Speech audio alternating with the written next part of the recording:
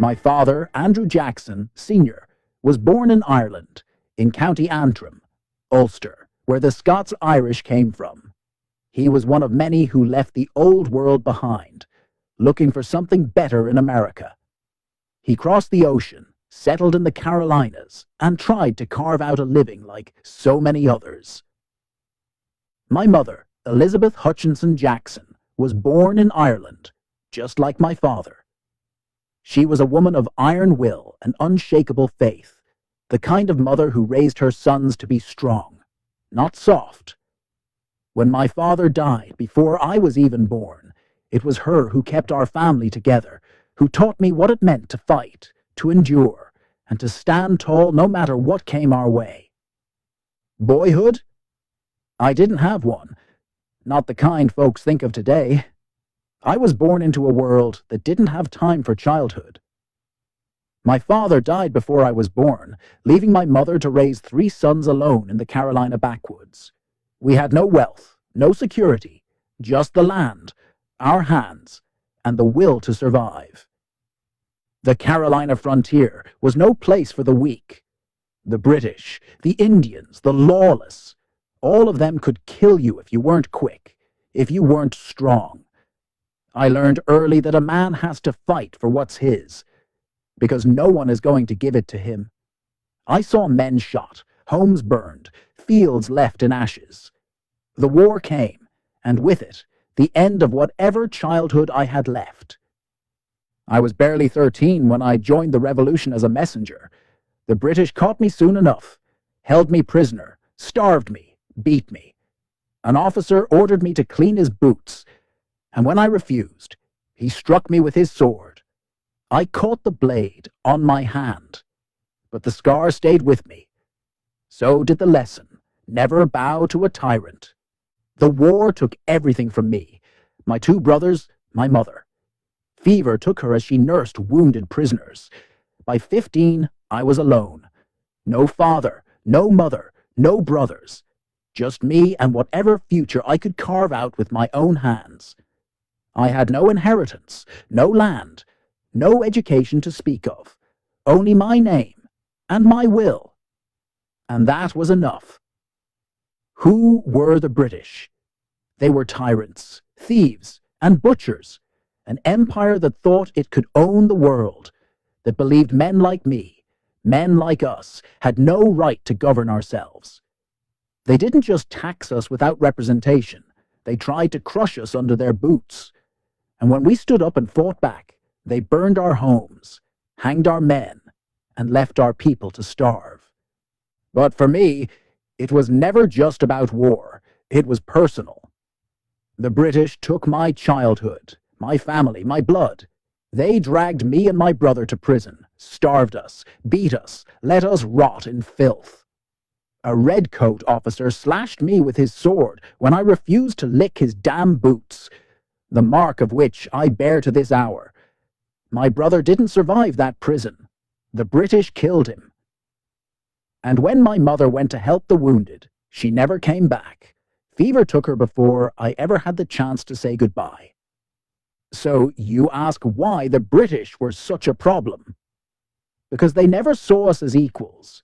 Because they thought they could rule us like dogs.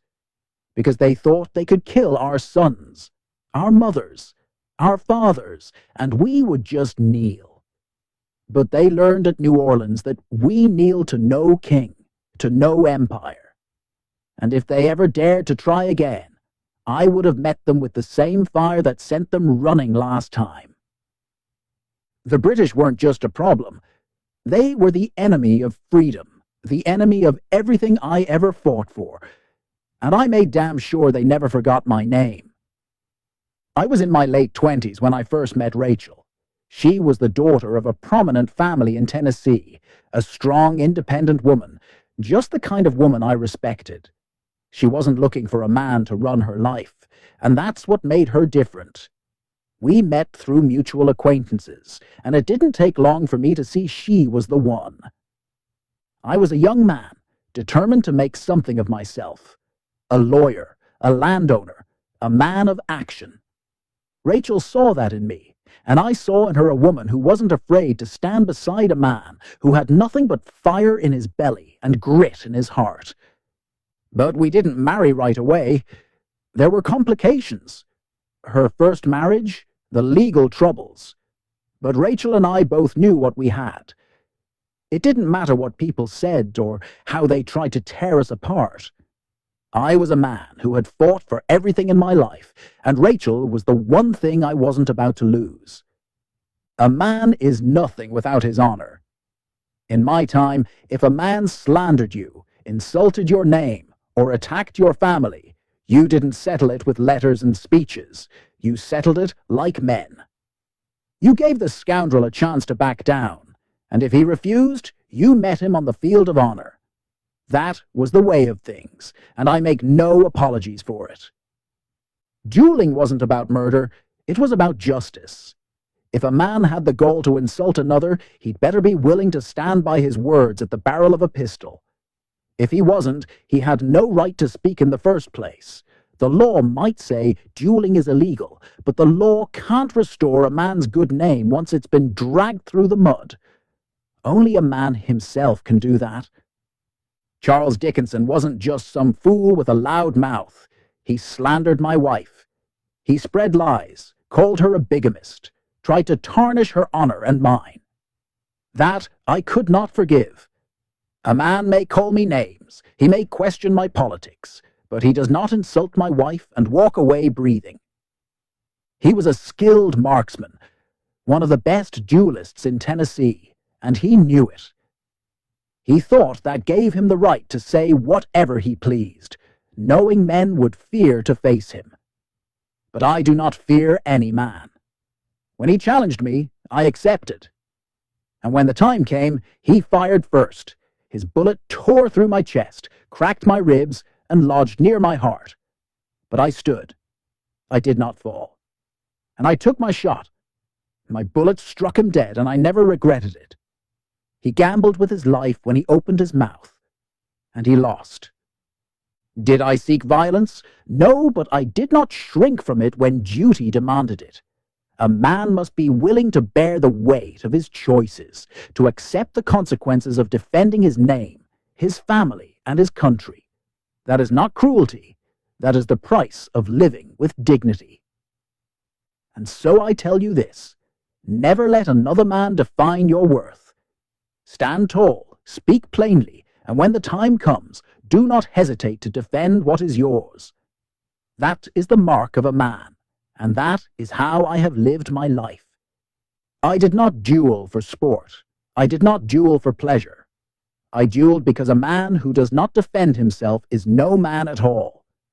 If I had let Dickinson's word stand, it would have told the world that a man could spit on my name, spit on my wife, and I would do nothing. And that I could never allow. I became a general, not because I wanted it, but because the country needed me. I was a young lawyer, just starting out in Tennessee. But when the War of 1812 broke out, it didn't matter what my title was. It mattered that we had to defend this country from the British, and I wasn't about to let anyone else do the fighting for me. I had no formal military training, but that never stopped me. I grew up fighting, whether it was the British in the Revolution or defending my home against raiders.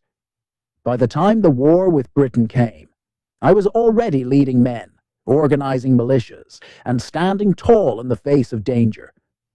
I was 33 years old when I was made a major general in the Tennessee militia, and the title didn't change who I was. It just gave me more responsibility. The British wanted to crush us, to break our spirit. They thought they could march through our land and push us into submission. They didn't know what they were up against, a country of men who fought for their homes, for their freedom. When I became general, I didn't just command soldiers. I commanded men who were ready to give their lives to defend what they'd built. I was just a man who believed in fighting for what's right, no matter the odds, no matter the cost. And that's how I became a general, not through rank or titles, but through sheer will and a refusal to back down. The British were after New Orleans for one reason above all, control of the Mississippi River. That river was the lifeblood of America's trade and growth. New Orleans was the gateway to the West, and whoever held it held the power to control the flow of goods, a key to controlling the future of the nation. If the British had taken New Orleans, they would have been able to strangle the flow of American goods down the river, cutting off trade, cutting off supplies, and cutting off the very lifeblood of the nation. They could have turned the heart of America into a vassal to the British Empire, and the rest of the country would have suffered. It wasn't just about New Orleans. It was about the survival of the Republic itself. But it wasn't just about strategy. New Orleans was a symbol. If the British could invade, sack, and take our port, it would send a message to the world that America was weak, that we couldn't defend our own land. And that wasn't a message I was going to let stand. Not under my watch. Sam Houston was a man I took under my wing. I saw in him the same fire, the same grit that I had in my own heart. He was a young man full of potential, a soldier in the making, and I respected that. He had a wild spirit, but he was loyal, and that meant something to me. I brought him into my circle, gave him responsibilities, and in the early days, we fought side by side. He was brave, honorable, and a damn good soldier. But sometimes a man's loyalty doesn't follow the same path as his ambition. Over time, Sam started to make his own decisions, sometimes good, sometimes bad, but always with his own agenda. And when he decided to take Texas into his own hands and go against what I thought was right, that's when things began to shift between us. We had our differences, and though I respected his courage and what he did for Texas, I could never forgive the way he broke away. I felt like he abandoned the cause we fought for. He had the potential to be a great leader, but he chose a different path, and it wasn't one I agreed with. But in the end, I'll say this: I never hated him. We may have disagreed, but I always respected what he did for this country and the role he played in securing the future of Texas. He was his own man, and that's something I couldn't take away from him, even if we went our separate ways. I'd fought for this country. I'd fought for the common soldier, the farmer, the man who worked with his hands, and I was sick of seeing them trampled underfoot.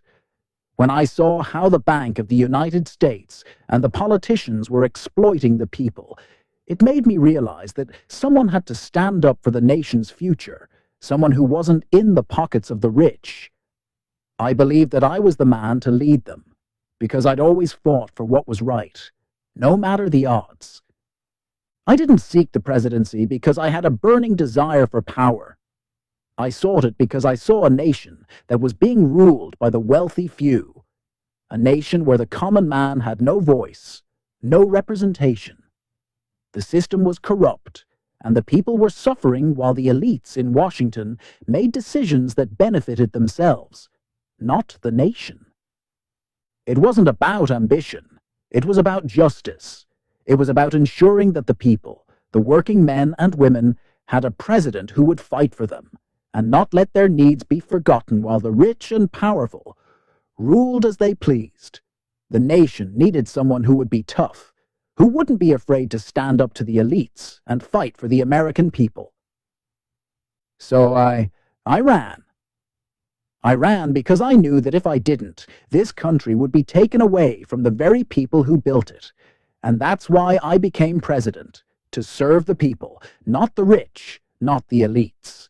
And if they didn't like it, well, they could deal with me, because I wasn't going to back down. I do not believe in deferring to Congress at every turn, nor do I believe that the courts alone should decide the course of our republic. The president is the steward of the people's will, and when necessary, he must act boldly, even if others call it tyranny. The greatest threat to the republic was never an army marching on our shores. It was the Bank of the United States, a den of vipers and thieves that sought to control the lifeblood of this country. That bank was no friend of the people. It was run by corrupt financiers, men who sat in their counting houses, hoarding wealth, pulling the strings of the economy, and choking small farmers and honest laborers with debt. They wielded more power than Congress itself, and they answered to no one but their own greed. I vowed to crush them. The bank had its grip on everything. It controlled credit, influenced elections, and funneled money to the wealthy elite while the common man struggled. And at the head of it all was Nicholas Biddle, a man who thought himself a king, believing he could manipulate the economy, bribe politicians, and use the people's own money to fight against me. Well, I don't take kindly to being controlled, and I sure as hell don't take kindly to tyranny, whether it wears a crown or a banker's coat. So I killed the bank, not with speeches, not with empty threats, but with action. When Biddle and his cronies pushed to renew the bank's charter in 1832, 4 years before it was set to expire, I vetoed it on the spot. I stood before the American people and told them the truth. The bank was a tool for the rich, a machine of corruption, and it had no place in a free republic. Let the merchants and moneymen whine about stability. I was fighting for the people, not the powerful. But Biddle wasn't finished. He thought he could wait me out, that I'd leave office and the bank would rise again. So I did what no president before me dared to do. I ordered the federal government's money pulled out of the bank and placed in state banks, the pet banks run by men loyal to the cause of democracy. Without the people's money, the bank collapsed like a house of cards. Biddle fought back, deliberately tightening credit, causing a panic to punish the country for siding with me. But I held firm. I told the people to stand strong, that Biddle's tricks were nothing more than the death throes of a dying beast. And I was right. The bank never recovered. It breathed its last in 1836, and by 1837 it was gone. For a time, I won. Not only did I kill the bank, but I paid off the national debt. The first and only time in history that America has owed not a single cent. I freed this nation from financial bondage, and I would do it again if I had the chance. But men with power never give it up for long. I smashed the bank, but I couldn't kill greed itself. After I left office, the money men regrouped. The government slipped back into debt. The banks, unshackled and unregulated, ran wild, leading to the panic of 1837. Some say that was my fault, that by destroying the bank, I let chaos take its place. But I say this: it was the greed of bankers, not my war against them, that led to ruin. I also expanded democracy, giving power back to the working men of America. Before I took office, Washington was ruled by elites, bankers, lawyers, and men who thought they were better than the people who built this country. I changed that. I expanded voting rights, ensuring that government was no longer just for the privileged few, but for every free man willing to stand and fight for his future. The farmers, frontiersmen, and laborers, these were the backbone of the nation, and I made sure their voices were heard. When South Carolina threatened to break the Union apart, I made my position clear: this republic will not be destroyed. The nullification crisis was nothing more than treason wrapped in political language. South Carolina, led by John C. Calhoun, claimed they had the right to ignore federal laws, specifically the Tariff of 1828, which they called the Tariff of Abominations.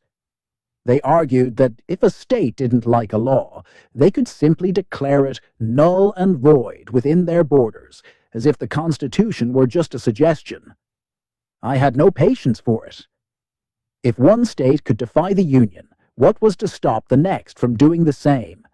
That was the road to anarchy and disunion. I told them plain: I would march a federal army into South Carolina myself and hang every traitor from the first tree I found if they dared to defy the laws of the United States. The Union is sacred, forged in the blood of patriots, and I would see it defended at any cost. South Carolina backed down, and the country remained whole. Let no man forget that. Beyond our borders, foreign nations learned to respect the United States under my watch. When France refused to pay what it owed us, Washington politicians wanted to beg and negotiate endlessly. I had a different idea. I made it clear: pay up, or we take it by force. No nation robs the United States and walks away untouched. The French paid, and not a single shot had to be fired. Respect is earned, not given, and under my presidency, America commanded respect. Finally, I take pride in the expansion of our great nation. This land was meant to be settled, built, and tamed, and under my leadership, millions of acres were opened for American families to claim as their own. The frontier was not a place for cowards or weak men. It was the future of the Republic. America was never meant to be boxed in, held back, or confined to the coasts.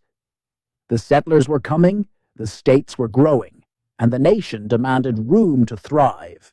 I made sure the people had the land, the opportunity, and the protection to seize that future.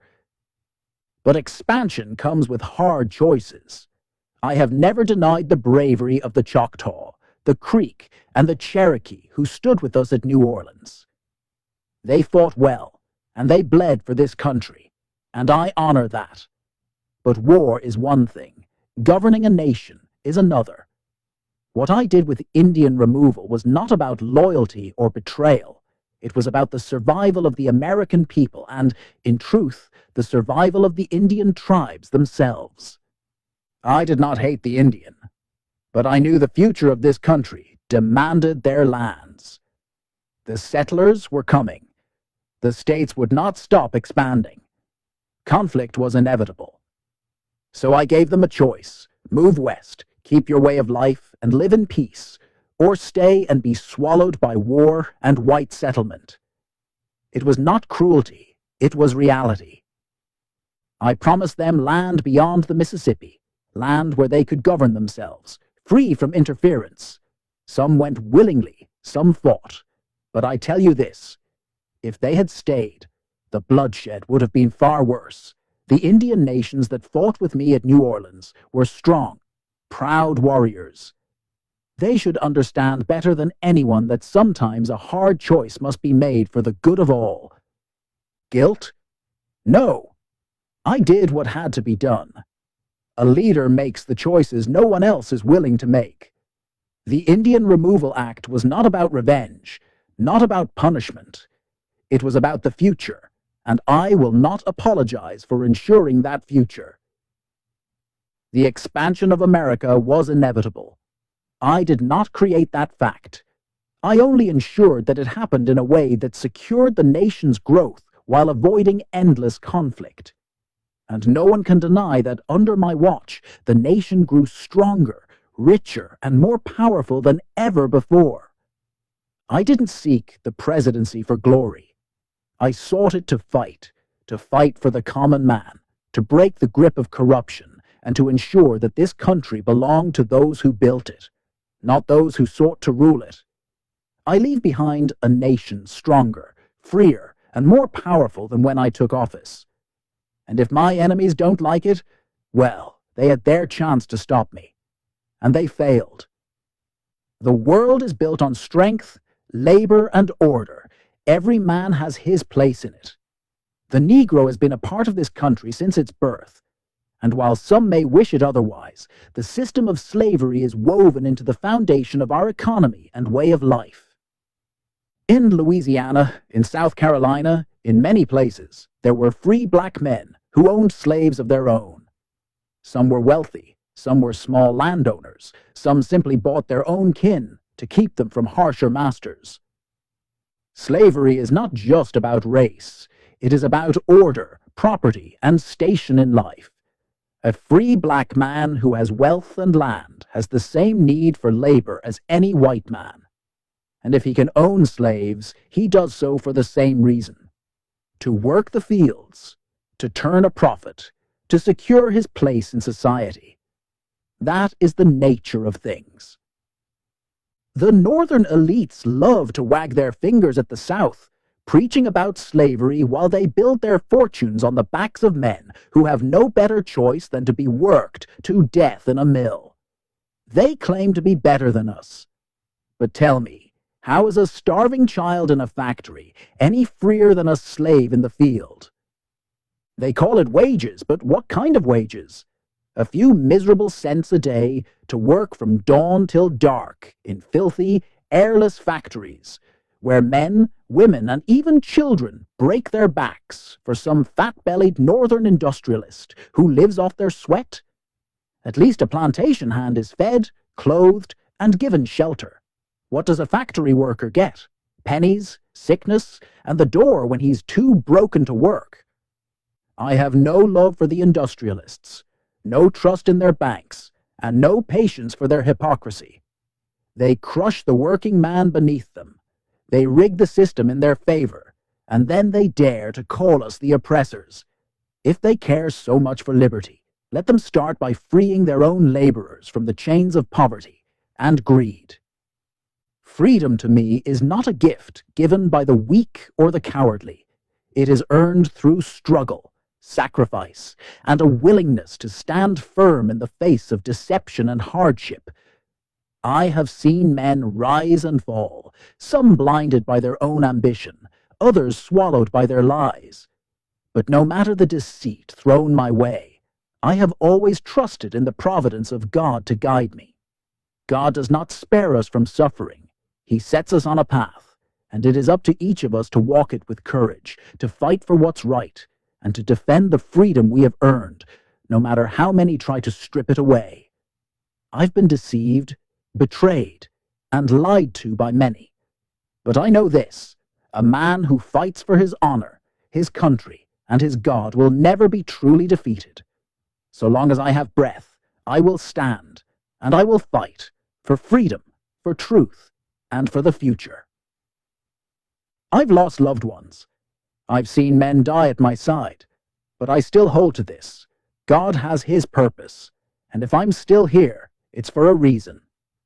I've walked through hell and come out on the other side, and I'll continue to do so until my time comes. My days? I wake with the sun, same as always. A man who spent his life fighting doesn't take kindly to idleness. I walk the grounds of the Hermitage, oversee my affairs, and make sure my men are keeping the place running. I may be retired, but I haven't gone soft. I still run this land with the same discipline I ran my army. Politics never leaves a man, and I don't let it. I still write letters, still keep watch over Washington. I have no use for the damned Whigs and their schemes, but Van Buren still listens when I speak, and that's good enough. The fight against the banks, the fight for the common man, that war ain't over, and I don't plan to go silent while the politicians play their games. Most evenings, I sit on the porch, pipe in hand, and let my mind wander back to New Orleans, to Horseshoe Bend, to the duels, the battles, the men who stood beside me, and those who fell. I think of Rachel too, though that's a pain I don't care to dwell on for long. The world moves on, but some wounds don't heal. I have lived, I have fought, and now I shall rest. But let this be known: a life is not measured by how long it lasts, but by how deeply it impacts the world around it. We are all given a time to make our mark. Some men leave riches, others leave fame, but the greatest legacy is how you have served others, how you have stood firm in the face of adversity, and how you have kept your word, no matter the cost. Do not wait for the world to give you meaning. Make it yourself. The fight for what is right is never easy, but it is always worth the struggle. And when your time comes, you'll know. You lived, you fought, and you left the world better than you found it.